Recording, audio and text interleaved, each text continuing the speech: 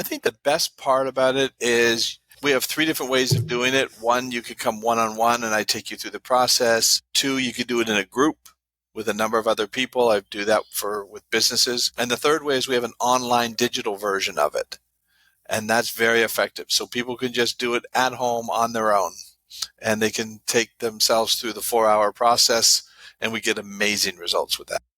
We've got another great guest today, Dr. Don Wood.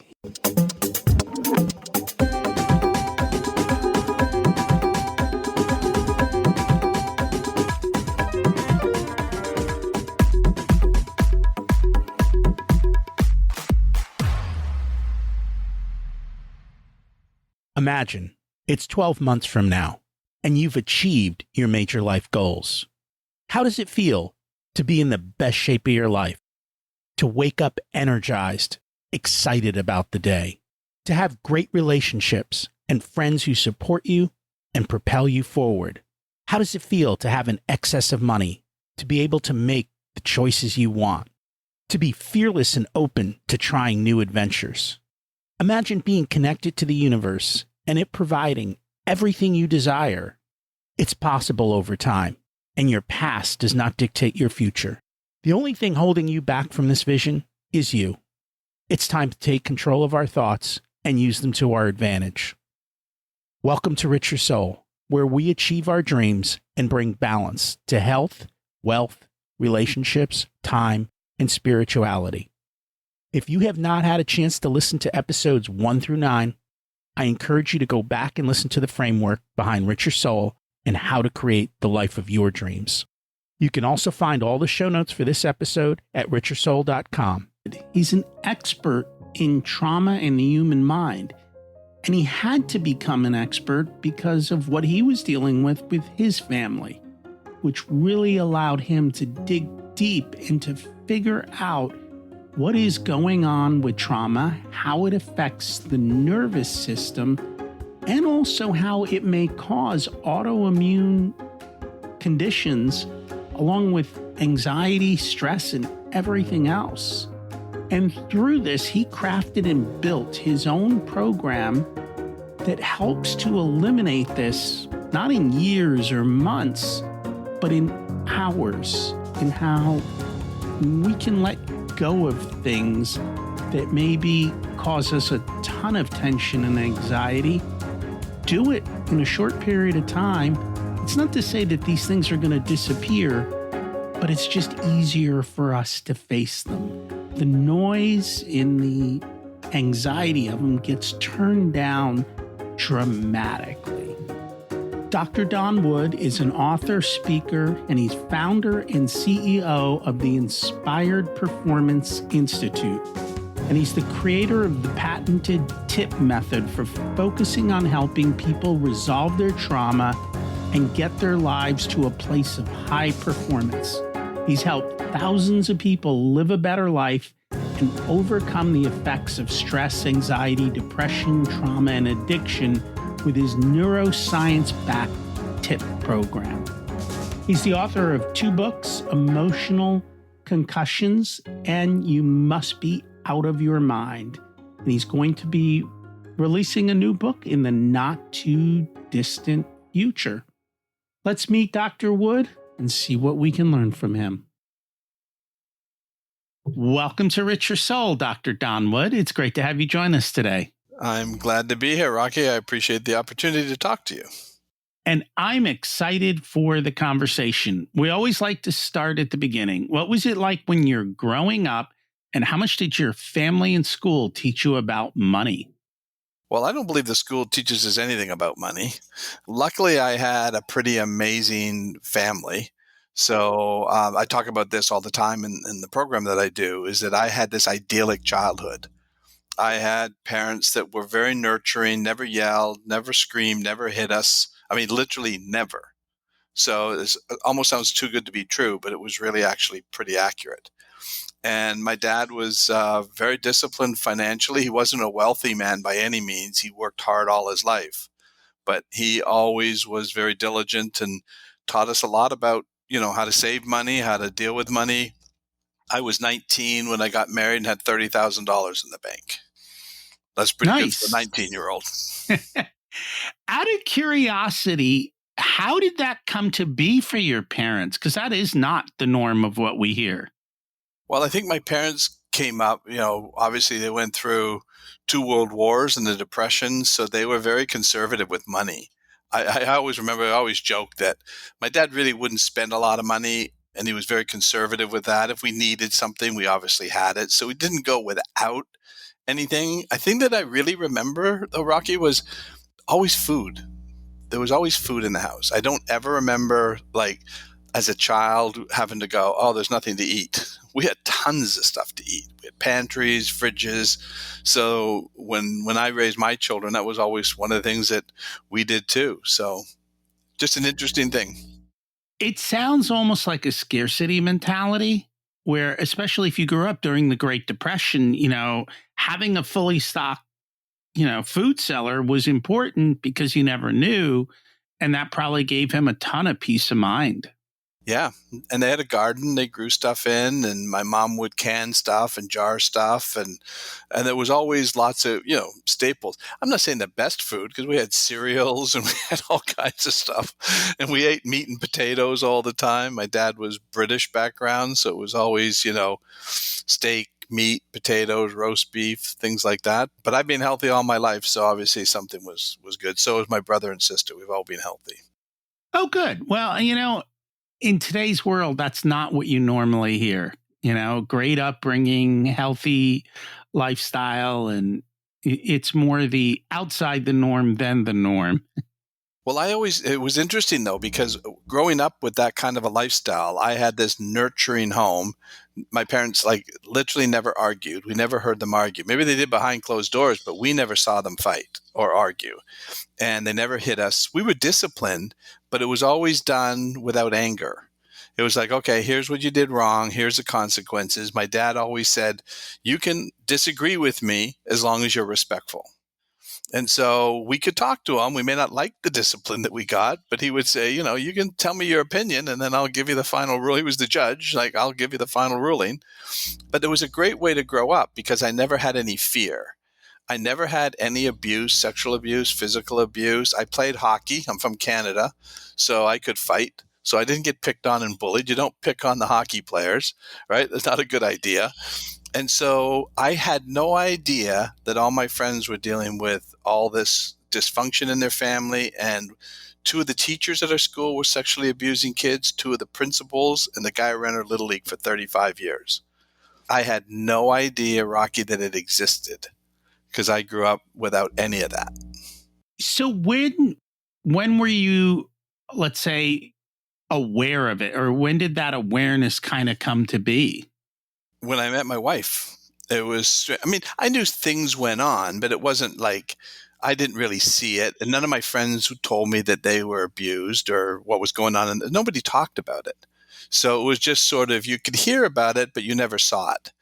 And then when I met my wife, that was where it really changed for me because I fell in love with her really quickly. So we were 18 when we both met. And then I'm around her home a lot. And all of a sudden I started saying, wow, this home's different. There's something different about this home. There seemed to be like a tension. And the I love you sounded fake. The hugs felt forced. And I was like, I don't know what it was. And then I saw it. Her father was very violent, very angry. They couldn't cover it up anymore. I'm around too much. And that when I saw that, I was like, wow, I've never seen this outside of hockey. Right.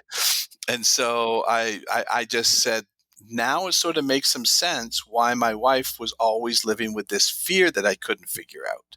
So I could say something as simple as, no, I don't like that. And she could tear up and start to cry. And she'd say, why are you upset with me? And I'd go, I'm not upset at all. And she'd go, yeah, you're getting upset. Why? She wasn't wrong and I wasn't wrong. She was so sensitive to sound because she had dealt with trauma.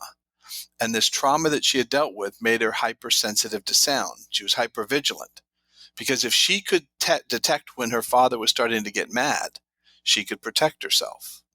So she was on the guard for it all the time. And if I wasn't yelling, but if there was a little tension change in my voice, I'm a little tired maybe, she could hear that like I was yelling, and that would activate her nervous system. And then she would go into a response of fear, even though there's no way she's afraid of me. And that was probably the beginning of the way he became angry. Like that would probably have been the first signal. And she was so in tune with it that she's able to pick it up early so that you can kind of escape early. That's really it. And so she was protecting herself. So her system was on guard, ready for it. And if she could see it coming, even to the point of listening to the footsteps, because the footsteps would be different when he's angry, right? The way the door would open would be different. So she was so sensitive. Like even after we got married and now she's living with me, I thought all that would stop, but it didn't stop. So if you opened up the door really fast for some reason, right, she'd jump. And that was coming from all that activation as a child. Wow. And I'm assuming she wasn't aware of it. No, well, she was aware of obviously the trauma, but she wasn't aware of why she would cry. She just thought, right, she was hearing it correctly, but she wasn't. So I wasn't mad, but she could sense I was mad because she's now filtering through her experiences of what happens to me, right, if men get mad. And then I'm thinking, okay, well, I've got to change the way I say things. I got to choose my words better. I mean, it was obviously I don't want her to cry.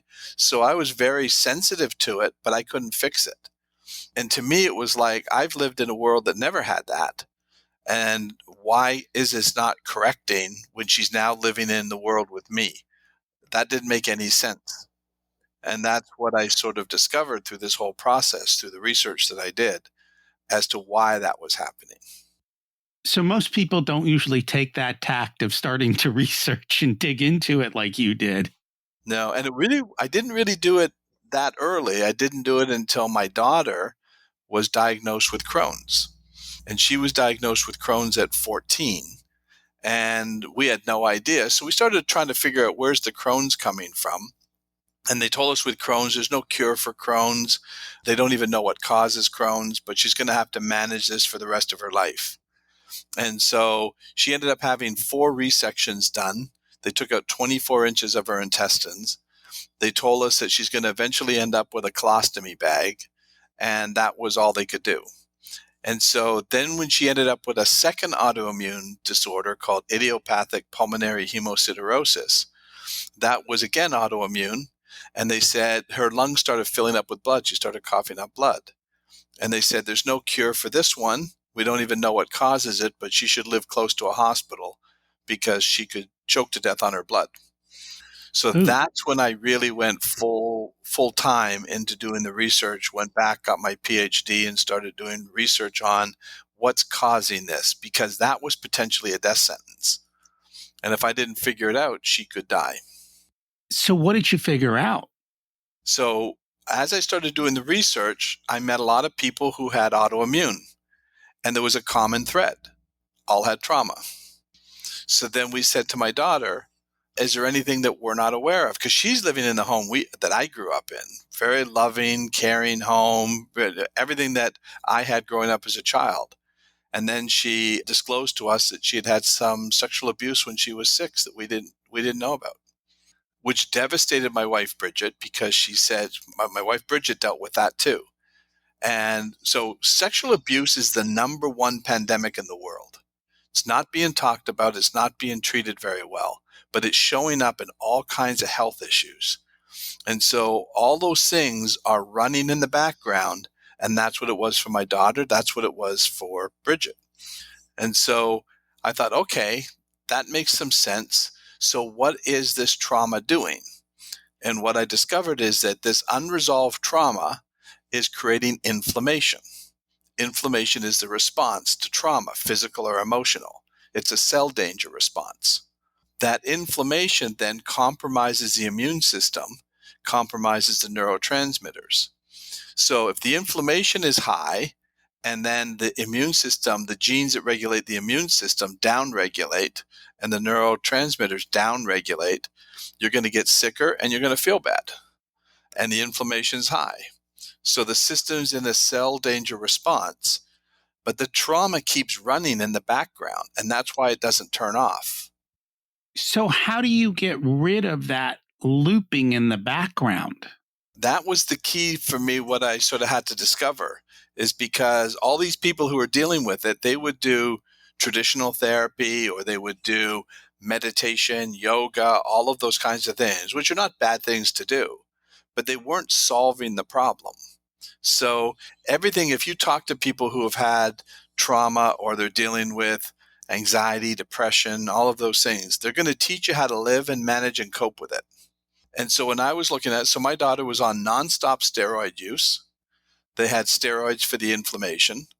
They had her on anti-anxiety meds, antidepressants, plus all the painkillers that they were putting her on for all the operations that she was going through. And so she was just on a basket full of medications and steroids, and yet not getting better. So I said, okay, if that's not, that's managing it. So the steroids would try to Barely. the steroids would try to bring the inflammation down, which would then help some of the food get through.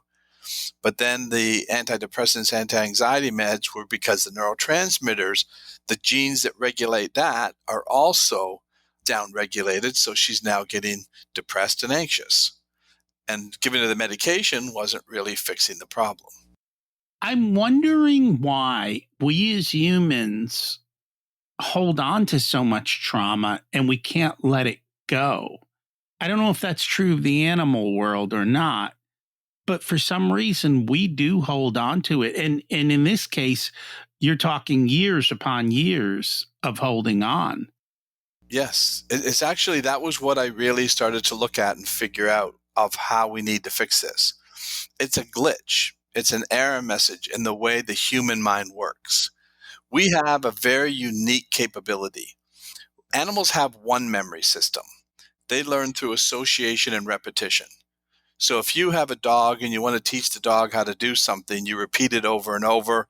What they're literally doing is building a code. They don't have to remember the code. The code just gets built and then they automatically respond to it. So we're all born with pre-installed software, those codes, digestion, heart rate, all of those things. We don't have to think about them. They're programmed for us. That's how the animals learn as well, as they continue to add programs. Humans, we have that programming memory too, but humans have a second memory system, and that's the ability to store billions of bits of information. But that part of your brain is operating in the present. Everything is now. So your survival brain is operating in the moment right now. So that's unique, right, for humans, because we have a second memory system, the coding system. And then we also have another unique development, which is we have this intelligent part of our brain, the intellectual, the conscious part of our brain. But the conscious part of our brain is not in charge of survival. It's the subconscious, the coding part that runs all the survival tools. So a great way to sort of explain it is this explicit memory. If I asked you, Rocky, what you ate for dinner last night, can you tell me what you ate for dinner? Yeah, I had a steak last night. Did you? That's not my meal. That's my kind of meal. So when I asked you that, did you see pictures of what you ate, maybe where you ate it? I had to think about it for a moment. And honestly, 90% of the time, I wouldn't remember what I ate last night. Right. But I'm really good about tracking, and I'm playing around with my diet. So yesterday just happened to be a high protein day. And so that's why I remember that, I sous vide it for a couple hours and then took it out to the grill and did all of that. But otherwise, I'd be like, I'm not sure. But you saw yourself eating it, doing it like that. You stored the information about dinner last night, but Yeah. it wasn't a threatening situation. So it's stored as a fairly low resolution file. It was recorded. And like you said, you could remember, but you sort of had to think about it. If that was a traumatic event, an assault, an accident, something like that, all your senses would be heightened: sight, smell, hearing. So how's it going to record that? High def. Tremendous amounts of every little sound, every little smell, all of that would be recorded and stored into that memory. So this is what I'm talking about, where the glitch comes in. If 95% of your mind is operating on a survival basis, which every human is, animals are 100% survival based, we're 95. So if that system is running in the present, dealing with what's happening now, and it accesses a memory from 10 years ago, if I asked you about a traumatic memory, you would have no problem, even if it was 10 years ago, instantly coming up with it. If I asked you what you ate for dinner 10 years ago, you'd never be able to figure it out, but it's stored in there. But those high definition files are always present and ready to be seen. The problem is, because your system's operating in the present and it sees a memory in real time, when does it think the memory is actually happening? In Now. real time. Yeah. And it has to activate your nervous system. It's an autonomic nervous system response. You're not choosing to do it. And that's why I say to everybody, there's nothing wrong with you and there's nothing wrong with your mind. Your mind is doing what it's supposed to do. If there's a threat, it activates. If there's no threat, it doesn't activate. But memory keeps activating it. And that's what it was for my daughter. So her mind, since she was 6 years of age, was looping through that memory in high definition, constantly activating her system. And if the response to trauma is inflammation, the inflammation genes upregulate. So there was Crohn's. So she had the Crohn's, and then her immune system's going to downregulate, so she's getting sick. And then her neurotransmitters are downregulated, she gets anxious and depressed. And they just managed all that. So what I did is I said, okay, how do we fix it? Instead of managing this, let's reset that high definition memory into the same format as what you ate for dinner last night. Take the intensity out of it. It's almost the opposite of what they did with The Wizard of Oz. They shot it in black and white and colorized it. We're going to take it from color back to black and white. And then you can remember it, right? But you're not going to be responding to it. It's just data. So how did it turn out for her? No more Crohn's, no more lung issues. Totally gone. So what's fascinating is she ended up forming a cyst on her ovary a number of years ago after she went through the program. And so the doctor comes in and he operates, he takes out the cyst, takes out the ovary. What I just found out now is the overuse of steroids creates polycystic ovarian syndrome. So that, but we didn't know it at the time. So the doctor comes in after the operation and he says, well, I'm confused because your chart says you have Crohn's. And she says, well, yeah, I have Crohn's. And he says, well, I operated. There's no evidence you have Crohn's. And she goes, no, I haven't had a flare-up in a long time. And he goes, but according to your chart, you're not on medication for Crohn's. She goes, no, I don't take any medication. He says, well, I hate to tell you this. He says, you've never had Crohn's. And she goes, no, I've had 24 inches of my intestines taken out. I've had 4 different operations. I've had Crohn's. He goes, well, Crohn's doesn't go away. It's either active or suppressed by the medication. So then I explained to him what we did is that I believe that this trauma that was running, once we resolved the trauma, the inflammation came down, the immune system kicked back in. And what he said to me, he goes, that's impossible. If that was true, you'd have a Nobel Prize. And I says, then you tell me what Crohn's is. He goes, Crohn's is a lifelong debilitating disease with no cure. I said, I disagree. Crohn's is inflammation. And the inflammation was a response to the trauma. That made no sense to him because that's not how they're trained. They're trained that there's no cure. So it's not that he's not smart. He's super intelligent, but he can't see it. He's a surgeon, right? Yes. Yeah, surgeons are like tradespeople. You know, they have hammers and they hit nails. Yeah. Yeah. They're not that is the way they're trained. And they're not trained like you go to a different type of doctor and they're trained to investigate, to think, to look at. Surgeons are trained to cut out. Yes. And so they have a very different mindset. And so it's not surprising at all. Well, in fact, he tried to convince her to come in and see him again later in the week and go back on medication with 0 symptoms because that doesn't make sense to him based on his training. Right. And part of the problem is it's not a healthcare system. It's a health fix system or a health Band-Aid system, probably. But yeah, when I look at, especially when you tell me autoimmune, I automatically think there's something going on. Like it's a response to something else, not necessarily medical, but something else within the body that is probably causing that to occur. And they did a lot of studies. Like there were people with ulcers. Now these days it's H. pylori, but a lot of those people with ulcers, that's just how it was showing up, or Yeah. back pain.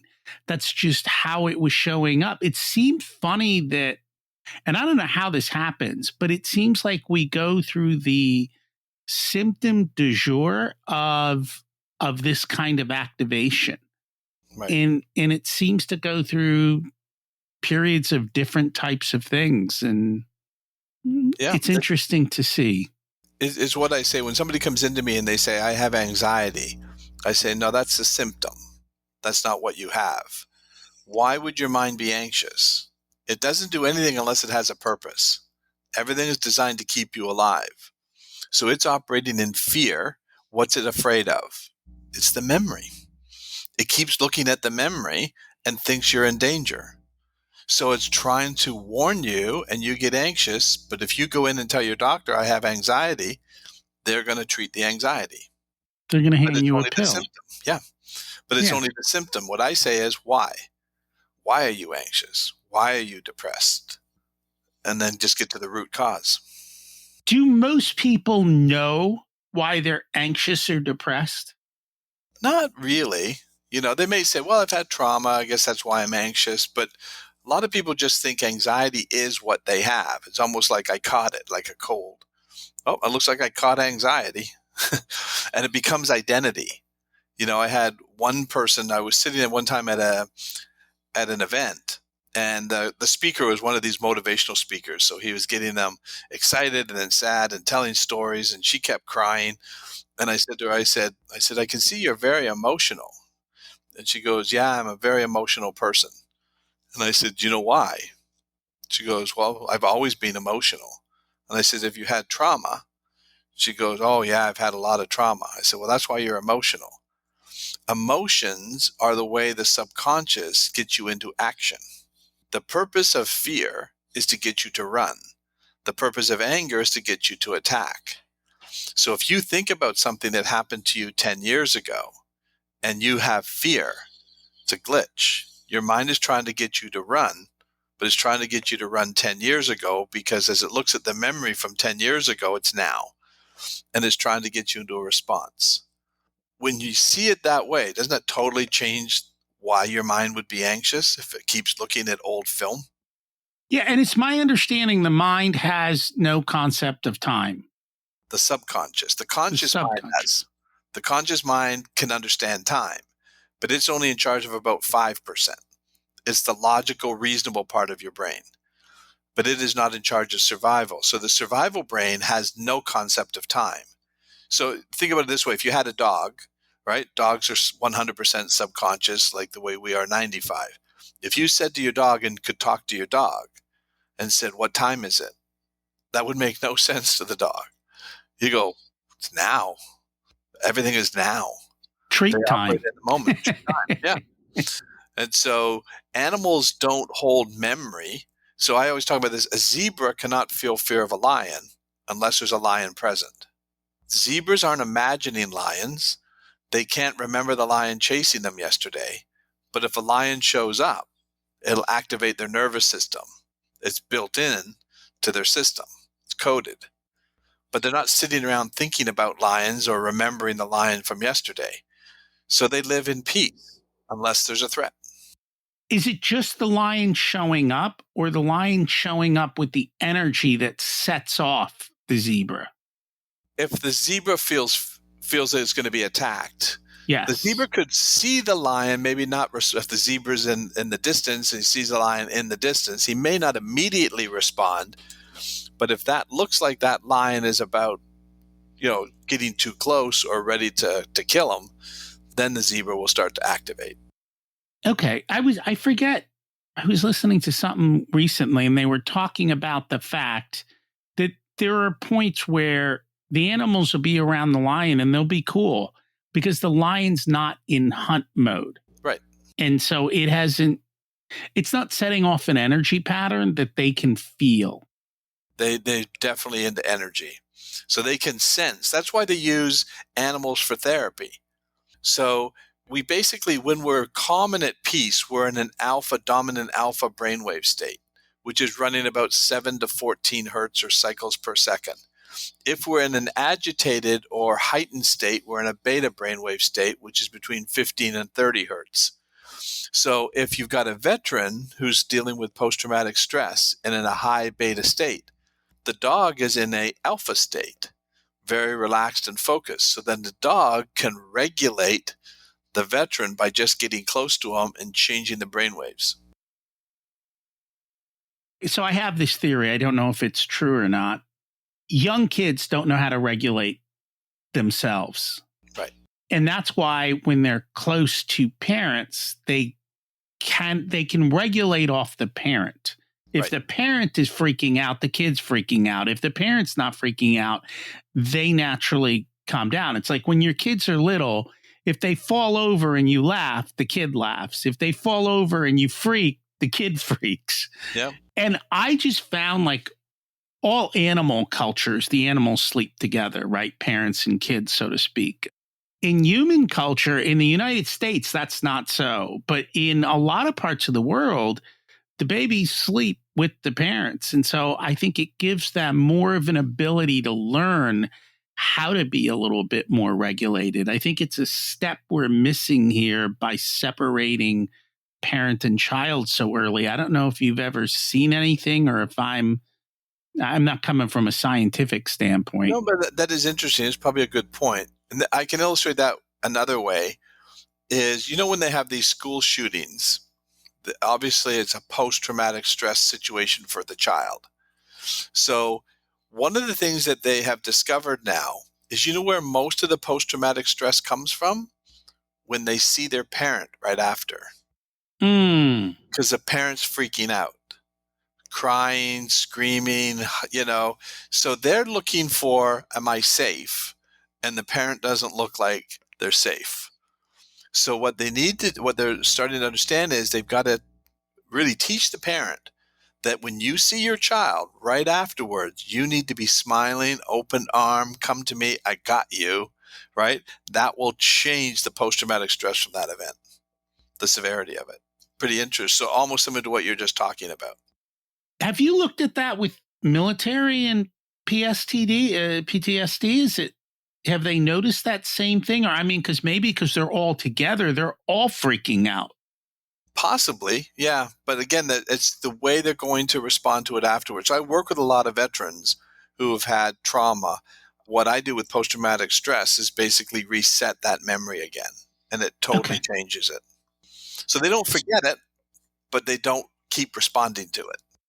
Yeah, you're turning down the energy on the memory, so to speak. Yeah, so they can still remember it and talk about it. So I worked with a U.S. Army sniper. He had to shoot and kill a 12-year-old boy. And so for 8 years, he was at the VA being medicated. When I got to see him, he said, I can't talk about this anymore. Please don't ask me to talk about it. He says, I got arrested at the VA last week because I started throwing tables and chairs.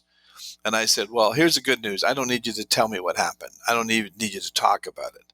I'm going to get your mind to reset that memory. And so he said, well, how are we going to do that? And I said, well, I'll just take you through it, and I'll show you how we'll do it. By the time I was finished, he could give me a complete description of it.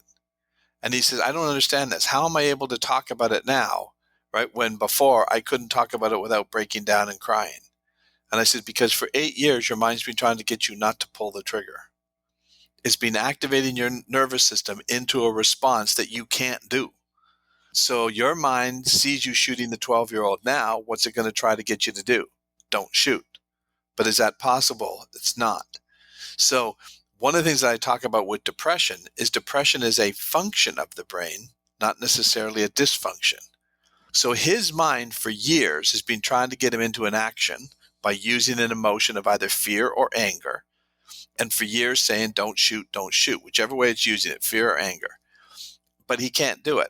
So how does the mind protect you? It stops using the emotion. It goes flat, depressed, because it's trying to protect you from the pain. That's a pretty good function. But we treat it like there's something wrong. But in actual fact, it's the mind trying to get an action, and then it just gives up on the action and says, this is too hurtful. Let's stop calling for this action and go into a depressed state. So, how are you able to help your wife and your daughter? Was really just developing this program, understanding it, and developing a way to reset the mind and reset that memory. And so what I did is developed a 4-hour program that the first couple of hours are all about the science and education of what I learned. And the thing that I hear all the time is people say, this is making so much sense now. I say, doesn't it make sense that your mind would be activating because it thought you were in danger? Hollywood has made trillions of dollars from this. We can sit in a movie theater and it can convince us that something on the screen is actually happening now. That doesn't make any sense to the logical part of the mind, because the logical part of the mind would say, oh, that's Leonardo DiCaprio. He's playing in a movie called Titanic. But your subconscious mind goes, Jack is going to die. He's drowning. It sees it as if it's happening now. There's where the emotion would come from. People may cry, get sad because Jack's going to die. Jack's not going to die. But your mind doesn't know that. Your mind does, but it doesn't. The logical part of your mind knows it's not true, but who's in charge of survival? The 95% subconscious that will activate your nervous system to protect you. And it has to. So the logical part of your mind will always be overridden by the survival part of the mind. You can't use reason and logic if you're in a threat. That's gone. It's all coming now down to the instincts and the codes that were pre-installed to protect you from a threat. That's why people, because we talked about this earlier when you asked me about the time, if your subconscious has no connection to time, it also has no connection to consequences. So how do people jump out of a building at 9/11? Because the logical part of the mind would say, this doesn't make any sense. We're going to die. Whether we stay here or we jump, we're going to die. But when aren't you going to die? Now. And that's all the survival brain can deal with is now. So moving away from that potential pain or death solved the problem. The problem was, I'm going to die in a second, less than a second. But if I move this way, I doesn't know it's another second that's going to live for, but it's going to stop the death now. Huh. Does that make sense? It does. I'm thinking, though, that people react differently, of course, because not everyone jumps, right? No. And so everyone reacts to that situation slightly differently. And it's all programming. And it depends on your upbringing, the way you were programmed throughout your lifetime as to how you're going to respond. I call that your atmospheric conditions. So if you grew up in very stormy, dark atmospheric conditions, chances are your thoughts are going to end up being filtered through those stormy atmospheric conditions. How good are the thoughts going to be? Not be the best. But if you grew up in the sunny atmospheric conditions that I grew up on, right, I would respond completely different than when my wife would. It would not be the same at all. But it could also be one event that the mind misinterpreted. 100%. Especially children. Yes. Children they're literal. So they take everything literally. And the best way I can explain it, I thought this was a great way to explain it, because my wife Bridget said to me one time, so she's got all this trauma in her household already. She's 6 years old, and the mothers in the neighborhood put a little tea party together. So her grandmother dresses her up all pretty with her hair and a nice little dress, and she shows up to the tea party all excited. And when she gets to the tea party, the mothers are greeting the little girls. And the one mother says to my wife, oh my goodness, look at Bridget. You're going to be a real heartbreaker when you grow up. And all the other mothers were like, oh yeah, Bridget's going to be a heartbreaker for sure. Bridget said, I got sick to my stomach and had to go home. I thought they saw something bad in me. I'm going to hurt people. So she's got all this trauma. She's already feeling all of this pain. And then somebody confirms that she's bad. That's how she interpreted it. So that's a perfect example of what you just said. And when she told me that story, she's sobbing like a baby. Yeah.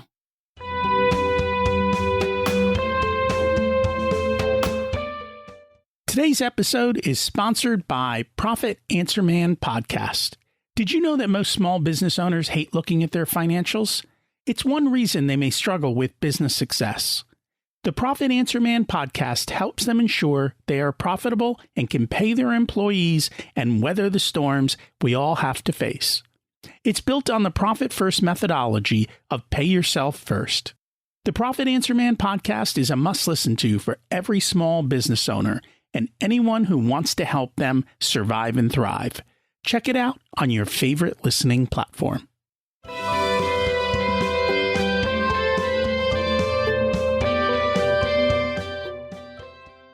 We had a psychologist on once who personally had a lot of trouble with relationships and couldn't get married and couldn't understand it for the life of him because he had a great upbringing. All his brothers and sisters did well. And at some point, I think he figured out, was it him or it might have been one of his patients. They were at an event and the kid, the adult now talked about when he was a kid, there was one time when they were camping and his dad beat him. And he was afraid because he couldn't trust people because they might beat him. Exactly. And the brother looks at him and goes, "You fool. You'd step too close to the fire and your clothes caught on fire and dad had to put the fire out." It wasn't even an actual situation of what he thought it was. It was like you talked about. The mind thought of something else or wired it somewhere else, just oblivious. And it's amazing how oblivious we are of everything that goes on around us 90% of the time. And so it made up a story that was totally untrue, that got buried, that literally haunted the person for decades. That makes total sense. I had one gentleman say to me, he was at an event and he said, and he did something, and he says, and my father literally hammered me across the back of the head. He goes, it hurt so bad. I remember really crying, like, why did my dad hit me so hard? But as we started going through it, what he remembered is his dad had a ring on. So when his dad did tap him on the head, so if you just tap with your hand, you're going to feel one set of pain. But if you get hit by the ring, right, to a child, it was like, whoa, that was really bad. And he thought his dad really laid into him. And his dad probably may have just, give him a little tap on the back of the head. But to him, it was his dad really laid into him. Similar to what you're just explaining in that story. But children are seeing everything through the lens of inexperience. Yes. They don't know what this means. They don't. And I learned a lot of that when I coached T-ball. Because when we coached T-ball, we literally had to teach them how to react. When you hit the ball, you have to take off and run. Right. And I remember the one story of the other coach saying, everyone was yelling to the kid, "Run home." And so the kid ran home. Like literally home. Well, they're literal, right? They're literal. Yeah. And so it's funny, but it's all of these things that we don't realize. And here we are as adults continuing to run on this programming that was 3, 4, 5, 8, 10, 12 years old. And if we don't take the time to go back and reboot the mind or rewire that stuff, then yeah, we're stuck. Well, I had another. Let me give you another example. This was really powerful. So I was doing this group of people, and I always bring one person up because I can take everybody through the group together, but nobody has to share out loud their trauma. So I always ask for somebody to come up and do a demonstration. So I said, anybody want to demonstrate? So this one lady said, yeah, I'll demonstrate. So she comes up and she sits down, and I said, okay, do you have an event, an experience in your lifetime that was traumatic or disturbing? She goes, no, not really. And in my mind, I'm thinking, like, why did you volunteer? Like, what was the reason to volunteer? And she says, no, I had a really good life, really good upbringing. She said, I didn't have any real trauma. And I said, I wrote my second book I called Emotional Concussions. Because I said, have you had an emotional concussion then?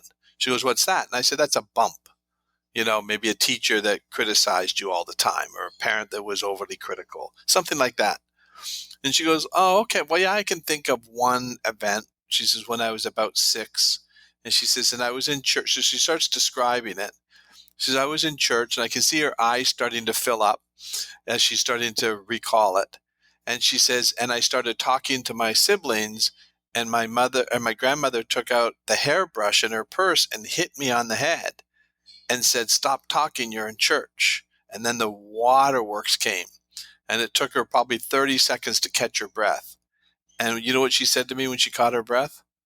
I lost my voice that day. I just realized I never stand up for myself. I shut down at that point. She had never connected the two. Now, was her grandmother trying to do that? No, right? So without any ill intent, what a 6-year-old heard was an authority figure that she loves, like her grandmother, told her to stop talking.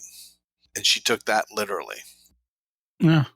It's funny, going back to Hollywood, I love watching Suits because of the interplay of emotions and behaviors. Yep. And there's one where the guy's like, "Oh yeah, I don't have any of these problems. I don't I don't react this way."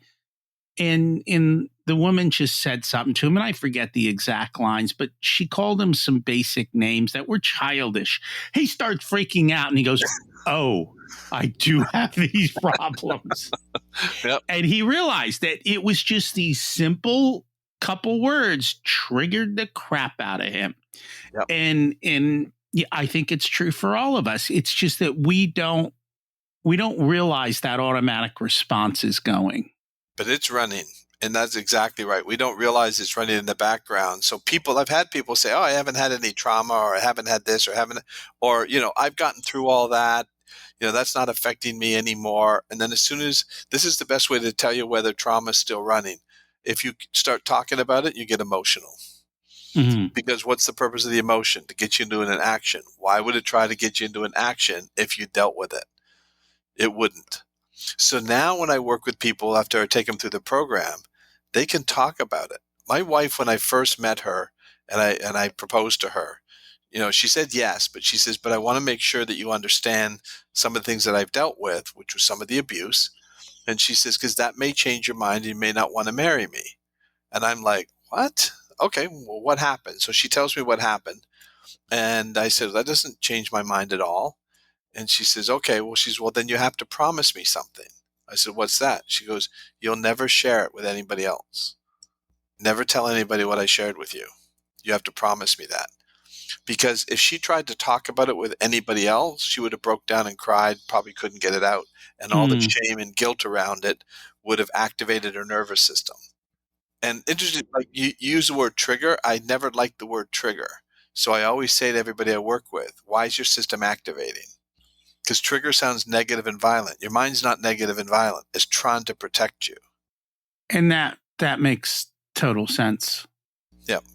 And a lot of times people lock it up, block it up, don't realize it, and get stuck in that pattern. So you started to mention your program, and you said that the first half of it was teaching all the science. Mm-hmm. What do you do in the second half of it? Then in the third hour, we start looking at some of these events and experiences that have been affecting the way your mind has been working. So I'll say, I want you to find 3 events in your lifetime. These can be traumatic events. They could be emotional concussions, whatever you want. You don't have to pick the perfect one, the right. Don't worry about it. Just find 3 events. Then I have different processes that I use, and I don't need them to talk about it, which is really unique. So I don't need them to sit there. So if you have a woman or even a man that had a rape, they really don't want to sit there and start sharing intimate details. So I'll say, I don't need you to share any details. I don't need to know what it is. So you can give me I said, if that was made into a movie, think about the trailer. I'm looking for the trailer. So a 1-minute, 2-minute highlight reel. And as they're talking and sharing with me about that, or not even talking about it, I can just have them do it visually. I'll take them through the process to reset it.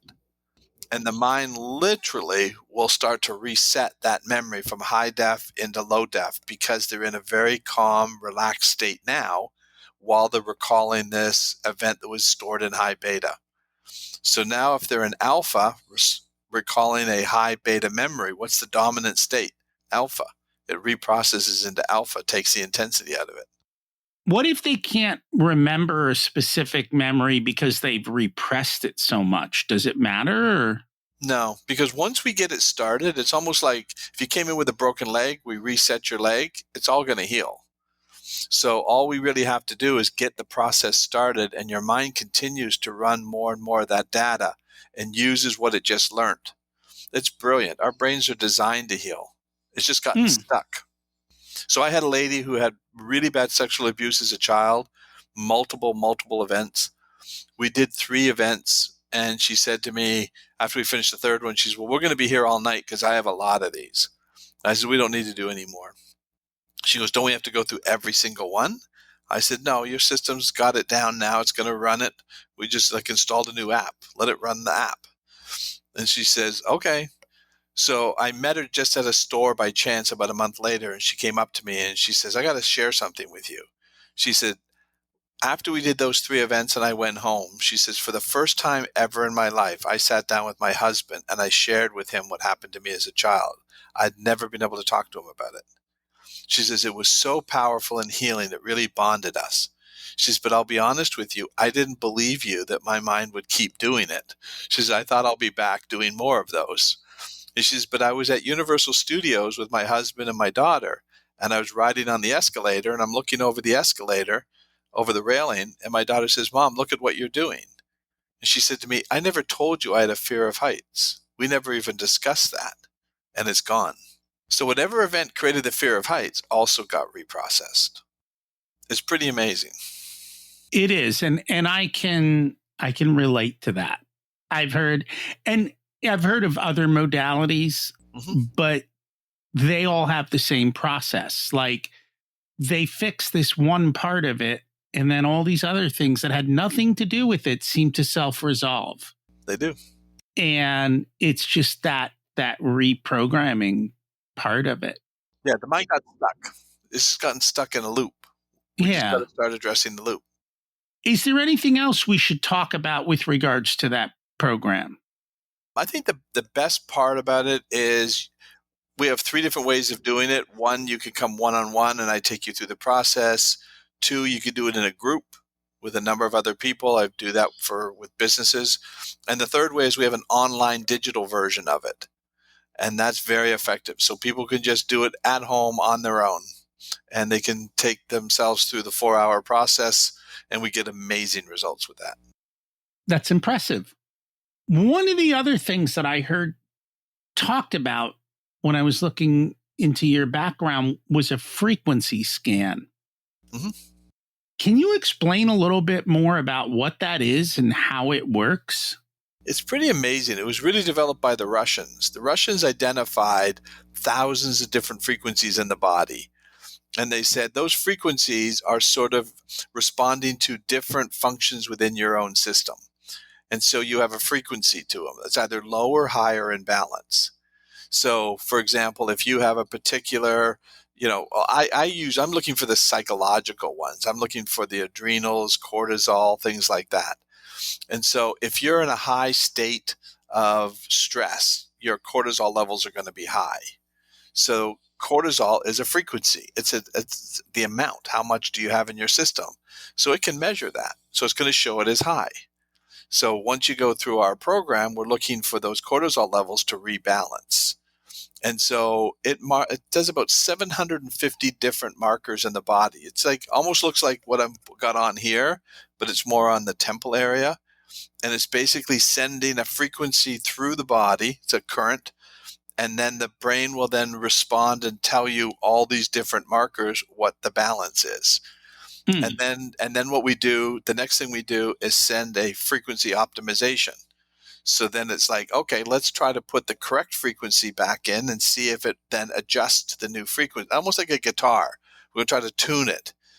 If it doesn't tune on its own, then it may be either physical or psychological. You could be short on a vitamin, nutrient supplement, or it could be psychological where it's out of balance. So that's what we're looking for. And is that a proprietary?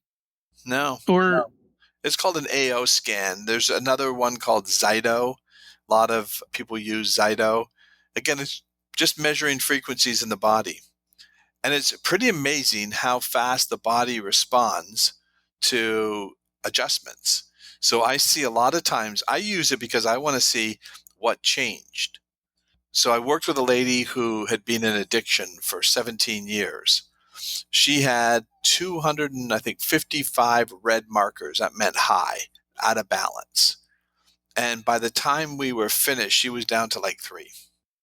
Mm. So the system adjusts. And what she said to me, she goes, I've been abusing drugs for 17 years. I thought my body would never recover. She says, I can't believe that it could adjust that much. And it did. So that shows you how powerful it is when you can get everything back in balance. And most of it is coming from, I think 80% of the health issues we're dealing with are psychological, 20% are physical. I would not disagree with that at all. I got to see Patch Adams talk years ago. Yeah. Are you familiar with him? Yep. Yeah. I have a series of audios and I talk about different people, and Patch Adams is one of them. Yeah. And I mean, basically, what he said is most of the issues could be solved with a hug. Yeah. Right. It's essentially resetting the nervous system in the most basic of ways Yep. of doing that. Now, it's not advanced like what you do, but it's basically that's what a lot of the people need. Yeah. They're not feeling safe. Safety Yeah. is the number one fear for the mind. Uncertainty and safety. Those are the two things that the mind is concerned about. So if you can create a sense of certainty and safety, then you calm down the nervous system. Interesting. That's why I talk about to parents, it's so important to make your home safe. So I could get bumped by a teacher, a coach, a friend, but as soon as I came home, I'm in such a nurturing, loving environment, my system would reset. And that goes back to what I talked to you about earlier with the kids, because at night they slept with us. Mm-hmm. And I think it was, I forget who it was, but I was reading and it was the same concept. This is now, my kids are old, so this would have been 20 years ago. And he's like, by allowing that to happen, you're allowing your kids to recharge their fuel tank. Sure. And so essentially you're grounding them. 100%. And you're allowing that to occur. And because they're safe at home, I noticed when my kids were really young, they could be bold outside. And they could also be confident enough that if everyone else was doing whatever and not including them, they didn't give a crap. Like it just did not bother them at all. So they never had a lot of the social issues at school because they just were like, yeah, whatever. Like, I don't need that. I don't need to fit in there as long as I fit in at home. And I have that full tank. That is so powerful. That it's so true. Because same thing with me, because I had all this regulation that I was around. I remember one story that I tell is when I was a kid, some of my friends, all of us, I was walking by and the one brother was outside and so I said, oh, is like Jerry home? And he goes, well, all these guys are having a meeting. They're putting together a new club.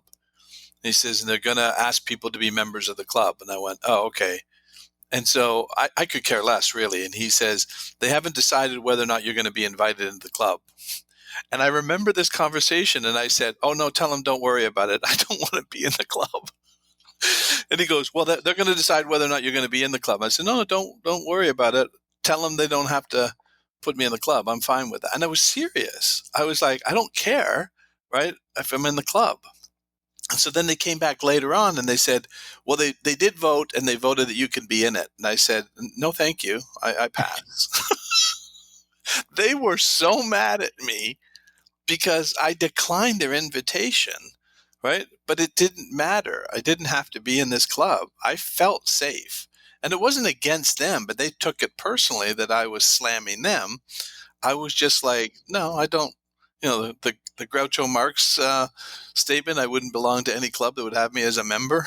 Yeah, I get it. Yeah. That makes total sense. So you're working on something new. You've got a new book coming out, Don't Mess With My DNA. Can you Correct. tell us a little bit about what that's all about? Yeah, this is really exciting. I'm excited about this because What I talked about with trauma actually affects the way the DNA is being read and transcribed. So the genes that regulate inflammation upregulate. That's the response because it's going into a cell danger response. We're under attack. We need to protect ourselves. So then the immune system genes drop down because we don't need to do maintenance when we're in a threat. Maintenance will come in after we resolve the threat. Your neuroplasticity, neurotransmitters all downregulate. It's supposed to be a temporary response until you're out of danger, and then the system resets. What happens is because of now what I'm talking about with the memory keeps it running. So it stays in this state. So the book I'm really writing is really for parents more than anything, is to say, you need to understand how your child is growing up. And with good intentions or not, you can affect the way their DNA is being read and transcribed. So how do you speak to your children? Just what you talked about was brilliant. Okay, you picked up on that early. I'm going to make my children. You change the way their DNA is read and transcribed. Most people wouldn't think of even that, doing something like that, or the way you talk to your children. So my dad never yelled at us, never raised his voice. So if you can make a home really safe, I've been healthy my entire life. I never get sick. I played hockey, 60 stitches in my head, 6 concussions, never missed a hockey game. I played. Now, today they wouldn't let me play with the concussion protocols, but back then it was like, how many fingers am I holding up? And I'd go 3. And they go, that's close. So just keep playing. They just keep sending me out. But again, I was healing 2 or 3 times faster than my teammates. I didn't know it at the time, but now I get why. Is because my immune system was strong because my nervous system was strong. And that's what I talk about in the book. Don't mess with their DNA. Keep their home safe. Keep them safe. The world's going to bump them. So you have to teach them how to regulate, and they'll regulate. So I will admit I did yell at my kids, Mhm. but I think they felt safe within it. Mhm. And because of that, yelling doesn't bother them. Right. But if everything else was safe around it, so you Yeah, probably balanced it with everything else. So if it's a we loving did. home, like my wife grew up with a father that screamed and yelled and then would say, I didn't mean it. I love you. That's why I was saying the I love you sounded fake. The hugs felt forced Hmm. because they didn't feel like that. But he was trying to make him feel better. Right. And so that's not good. But if you yell at your kids and it's sincere, you hug them I'm not saying it's good to yell. I'm just saying if Right. you did, you figured out a way to counter some of that with some of the other behaviors. And so you probably mitigated most of that. Yes. Yeah. And I think that's what it was. It was more in dangerous situations Mhm. or when they don't listen because they're deaf. Yeah. They've turned me off, but it's okay. Yeah, it's funny. That is the biggest thing I've learned is every time I read a psychology book, I really come back to the concept that, oh, it's a parenting book. Because that's where everything goes back to. And until we reprogram that first 12, 14 years, you're going to get stuck running on childhood coding. And so it's time to do it. And that's what we fixed. So we're now doing DNA study. So we're going to measure the DNA before they go through the session with me and then 30 days or more after the session. We did it with neuroplasticity, and we showed that we got a 45% change up regulation in neuroplasticity, which is massive. So now we're working on the inflammation genes, the immune system genes. We're going to be announcing a study with a prison out of Ohio. We're going to be taking some of the prisoners through this program and showing what changes. And then we're also doing a hospital up in Detroit, that ER department, to show all the stress that they're under, if we can regulate their nervous system. Because even though they could be high functioning people, they're still dealing with their childhood trauma. If we fix that, imagine how much more efficient they can be. And so we just did one person just sort of as our first test. on the DNA. Now, this guy is a high functioning guy, very successful business guy, well known personality, online. And so he said, I'll go through the program and we'll record it. So we recorded the whole 4 hours. He's going to be posting this up on his channel. But we said, let's do the DNA before. So he's got a really, very calm guy, very successful guy. Nobody would say that this is a guy that has any issues, right? And he doesn't feel like he does. But he said when we started doing the recording, he has the Whoop band. He goes, my Whoop band tells me I'm stressed. He says, but I'll be honest, I don't feel like I'm stressed. He says, so either the Whoop band is misreading it. He says, or I don't know what stress is. He says, because he doesn't seem stressed. He's very cool. So anyway, we said, well, let's see what happens. So we took the DNA before the session and then did it 30 days after. This is remarkable. His inflammation dropped 50%. His immune system went up. The immune system, the B cells the naive B cells that are used to find any pathogen that is not being seen before to figure out how to fight the new infection, that doubled. And then the regulatory T cells that regulate the immune system to stop it from going into autoimmune disorders also doubled. That's remarkable on a very high functioning guy. So I can't wait to see what happens with the rest of the studies that we're going to be doing, and then we're going to publish those studies. It's pretty exciting. And this is the same program that we were talking about earlier. Yes, exact same program. Awesome. Because people tell me I feel great. I can't describe how I'm feeling great. I just know I feel different. I'm calmer. I'm not, getting into fights. I'm not getting into arguments. Like everything seems much more calm. And that's because the old trauma is not looping, activating the nervous system. That makes sense. Is there anything we should have talked about but didn't get a chance to?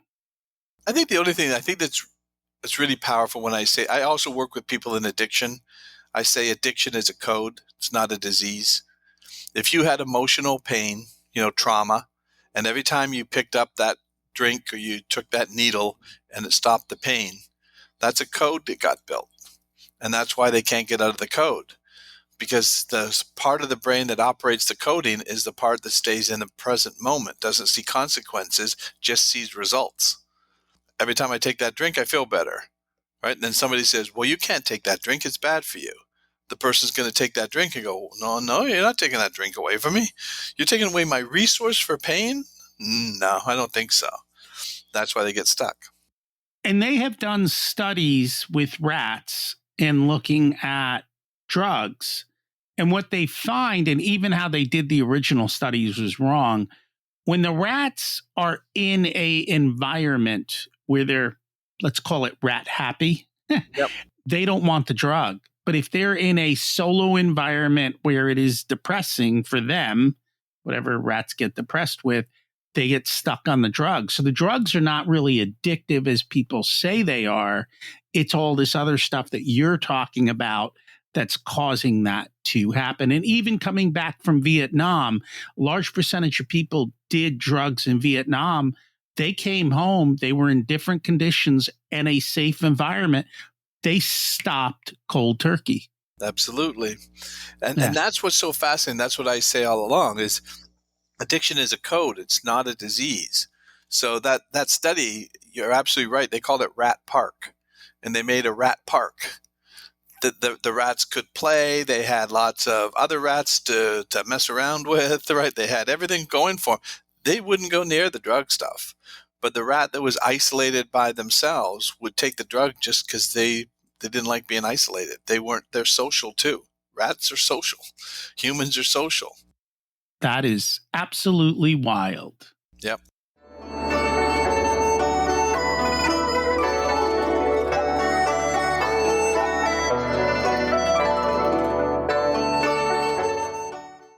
It's time to learn the secrets of life. What's your secret to living an abundant life? A calm nervous system. I could have guessed that one. Yeah. And honestly, if you have a calm nervous system, life is pretty smooth, and that's cool. Yep. What did you learn later in life that you wish you would have learned sooner? That everything works itself out. It's all figure outable in a sense, but yeah, Figure the outable. I universe love that saying. works. I love that saying. Figure outable.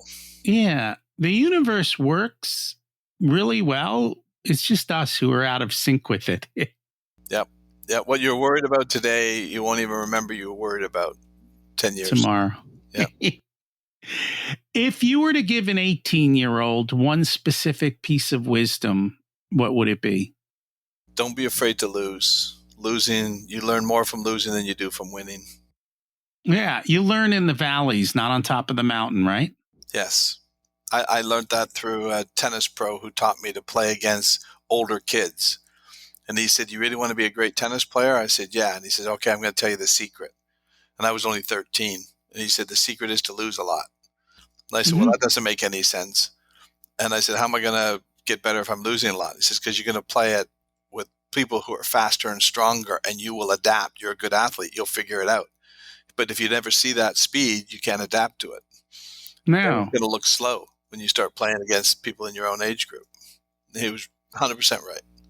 it's funny. I forget. I read this a long time ago, but it was the kids learning to play soccer in some of the third world countries because their fields weren't smooth astroturf. The balls did all kinds of wild and crazy things. They would hit and they'd bump and they'd jump.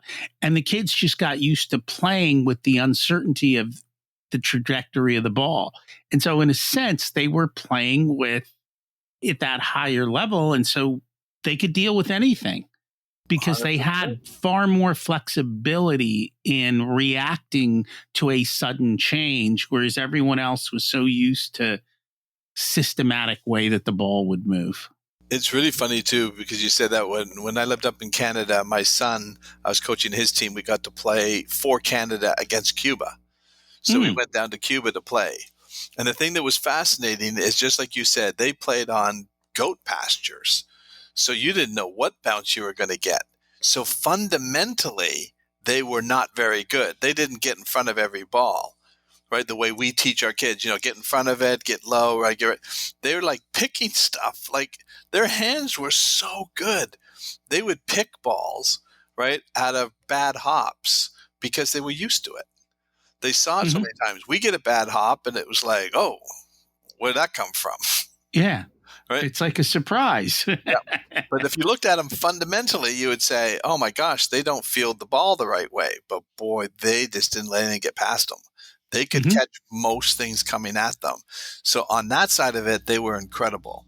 We were good if a ball's hit straight at you and takes a nice even 2-3 hops, right? We're great at that.